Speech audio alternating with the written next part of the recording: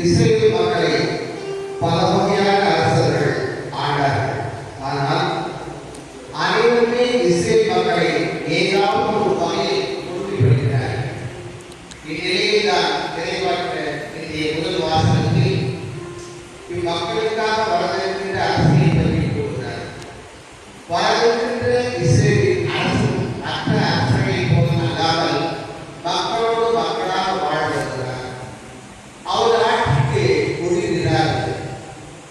அத்தகைய இறையாட்சி இஸ்ரேல் மக்களுக்கு மட்டுமல்லாமல் அனைவரும் பங்கு பெறக்கூடிய ஆட்சியாக இருக்குது என்று கூறும் நிறைவாக இதோ உன் அரசர் உன்னிடம் வருகிறார்.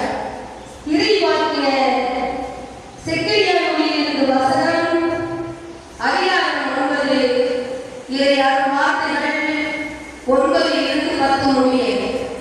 ஆண்டவர் கூறுவது: மக்களே, சீயோன் மகிழ்ந்து களிகூறு, மகளே எருசலேம் ஆர்ப்பரி. இதோ உன் அரசர் உன்னிடம் வருகிறார். அவர் நீதியுள்ளவர், வெற்றி வேந்தர், எளிமையுள்ளவர், கழுதையின் மேல் கழுதை குட்டியாகிய மரியின் மேல் ஏறி வருகிறவர். அவர் எப்ராமில் தேர்ப்படை இல்லாமல் போகச் செய்வார். எருசலேமில் குதிரைப்படை அருகே ஒழித்து விடுவார். போர் கருவியான வில்லும் ஒழிந்து போகும். வெற்றியாளருக்கு அமைதியை அறிவிப்பார். அவரது ஆட்சி ஒரு கடல் முதல் மறுகடல் வரை, பேராறு முதல் நிலவுலகின் எல்லையில் வரை செல்லும். இது ஆண்டவர் வரும் வாக்கு.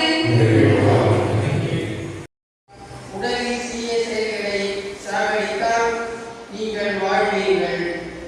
திருத்தூதர் பவுல் ரோமேயருக்கு எழுதிய திருமுகத்திலிருந்து வாசகம் அதிகாரம் 8 இறைவாக்கியங்கள் 9 மற்றும் 11 முதல் 13 முடிய. சகோதர சகோதரிகளே, கடவுளின் ஆவி உங்களுக்குள் குடிகொண்டிருந்தால் நீங்கள் ஊர் இயல்பை கொண்டிராமல் ஆவிக்குரிய இயல்பை கொண்டிருக்கிறீர்கள். கிறிஸ்துவின் ஆவியை கொண்டிராதோ அவருக்கு உரியோர் அல்ல. மேலும் இறந்த இயேசுவை உயிர்த்தெழ செய்தவரின் ஆவி உங்களுள் குடிகொண்டிருந்தால் கிறிஸ்துவை உயிர்த்தெழ செய்த அவரே உங்களுள் குடிகொண்டிருக்கும். தாம் ஆவியாரியை சாவக்கூடிய உங்கள் உடல்களையும் உயிர்த்தெழ செய்வார். ஆகையால் சகோதர சகோதரிகளே, நாம் ஊழியருக்கு கடமைப்பட்டிருக்கவில்லை, அவ்வியற்கைப்படி வாழ வேண்டியதில்லை. நீங்கள் ஊழியருக்கு ஏற்ப வாழ்ந்தால் சாகத்தான் போகிறீர்கள்.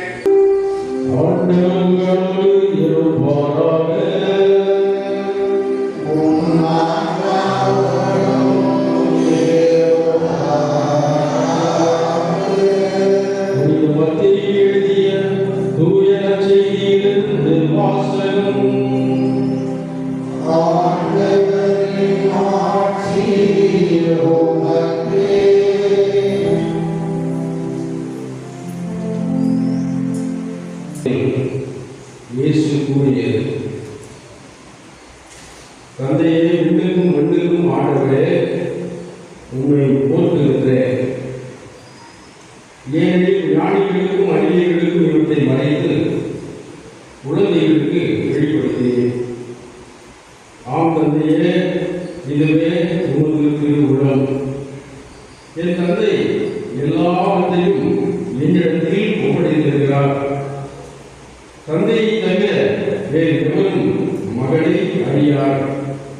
மகனும் அவர் யாருக்கு வெளிப்படுத்த வேண்டும் என்று விரும்புகிறாரோ அவரும் நன்றி வேறு எவரும் தந்தையை அறியார் என்று கூறினார். நான் உங்களுக்கு இழைப்பாறுதல் தருவேன்.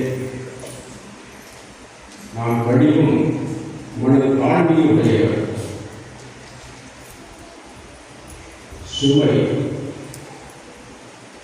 சுமையில்லாத மனிதனே இல்லை. சுமை என்று சொல்கிற பொழுது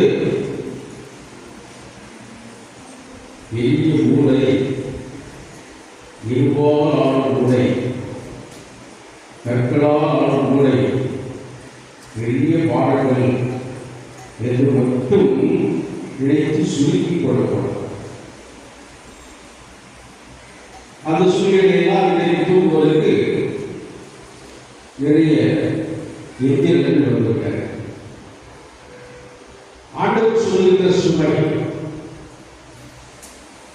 மனிதனுக்கு மட்டும்தான் அந்த சுமை, யாரும் கிடையாது. அது என்ன சுமை?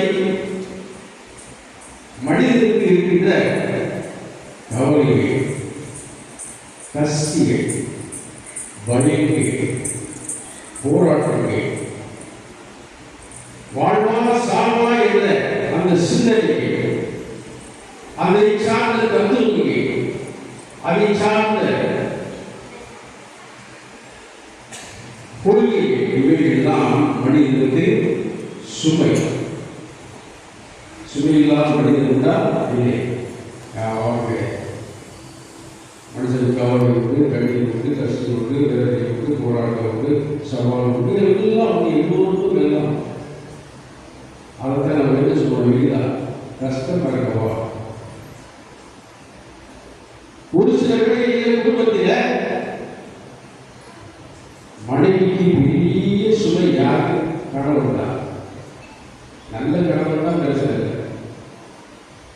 பொறுப்பற்ற கணவர், குடியாத கணவர், போக்கிரி தலைமை செய்கின்ற கணவர், ஒழுங்கு குறைவான கணவர், பொறுப்பற்றவர், சம்பாதிக்க தெரியாது ஆனால் செலவழிக்க தெரியும், பிள்ளைகளுக்கு முன்மாதிரியாக இருக்க தெரியாது, அப்படிப்பட்ட கணவர் ஒரு மனைவிக்கு பெரிய சுமை, பெரிய நல்ல வகை. அதே போல ஆண்களுக்கு மனைவி சுமை. சொல்றது கேட்கிறது காம்பூரி தர்மம் நடக்கிறது கிடைக்கிறது. போராட்டம், உரிமை, அது இது ஆடம்பரம், தேவையில்லாத பழக்க வழக்கங்களை, ஒழுங்கு குறைவு, இவையெல்லாம் இருக்கிற பொழுது கடவுளுக்கு மனைவி பெரிய சுமை. சரி, கடவுள் மனைவி சேர்த்து வாழ்கிறார்கள், குடும்பம் உருவாக்கி வாழ்கிறார்கள், பிள்ளைகள் பிறந்திருக்கிறார்கள். பிள்ளைகள் சிறு பிள்ளைகளாக இருக்கிற போது பெற்றோர்களுக்கு குழந்தைகள் நிறைய வேலைகளில் சுமையாக மாறிவிடுகிறார். பிறகு குழந்தைகள் வளர வளர, ஒரு வயதுக்கு வர வர பெற்றோர்களுக்கு பிள்ளைகளை சரியான முறையில் பெற்றோர்கள் வளர்க்க தெரியவில்லை என்றால் பிள்ளைகளுக்கு பெற்றோர்கள் பிடிக்காது. அதான்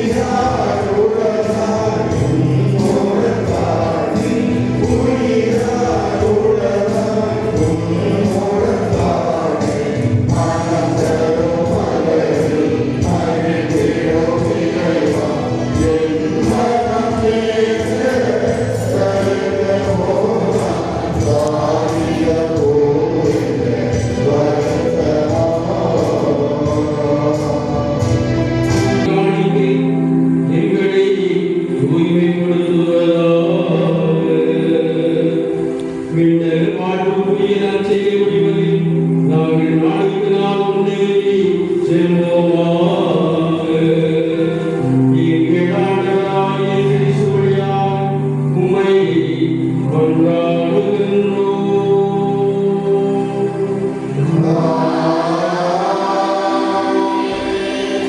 அதே ஆவியா தூய்மைப்படுத்த உண்மை தாழ்மையுடன் வேண்டுகிறோம். இவ்வாறு உன் திருமணான இயேசு கிறிஸ்துவை உடலாகவும் இரத்தமாகவும் எங்களுக்கு இவரை மாறுபடுவார். அவர் படித்தவாறு இத்திரு மறை நிகழ்வுகளை கொண்டாடுகின்றோம். ஏனெனில் அவர் காட்டிக் கொடுக்கப்பட்ட பிறகு அப்பத்தை எடுத்து உமக்கு நன்றி செலுத்தி ஆசி வழங்கி அதை பிடித்து தம் சீடர்களுக்கு அளித்து கூறியதாவது: அனைவரும் இதிலிருந்து பெற்று உண்ணுங்கள், ஏனெனில் இது உங்களுக்காக கையளிக்கப்படும் என் உடல்.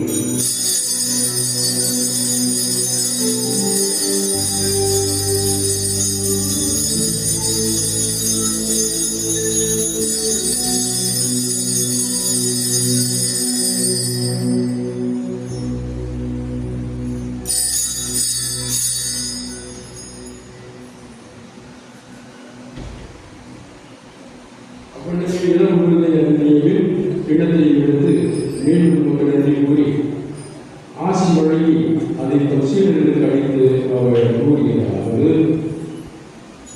அனைவரும் இதிலிருந்து பெற்று கொள்ளுங்கள், ஏனெனில் இது புதிய நிலையான உடன்படிக்கைக்குரிய என் இரத்தத்தின் கிண்ணம். இது பாவ மன்னிப்புக்கென்று உங்களுக்காகவும் பலருக்காகவும் சூழப்படும். இதை என் நினைவாக செய்யும்.